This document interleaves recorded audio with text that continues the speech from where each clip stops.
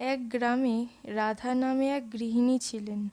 তার স্বামী বিমলবাবু ছিলেন খুবই কঠোর প্রকৃতির মানুষ। তিনি প্রায়ই রাধার ছোটোখাটো ভুলের জন্য তাকে তিরস্কার করতেন।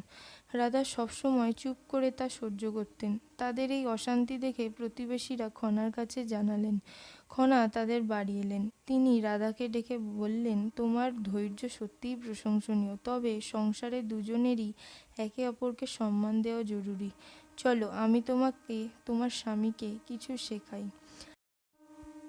খনা বিমলকে বললেন, তোমার স্ত্রী গৃহস্থলীর সমস্ত কাজ এবং সংসার গুছিয়ে রাখে এবং তুমি সংসার বাঁচানোর জন্য খুবই পরিশ্রম করো, তাই তোমরা দুজনেই সমান। তিনি দুজনকেই প্রশংসা করলেন। তোমরা যদি দুজনে একসঙ্গে মিলেমিশে চলো তাহলে তোমাদের জীবন খুবই সহজ হয়ে উঠবে। তোমাদের একে অপরকে অবশ্যই সম্মান করা উচিত।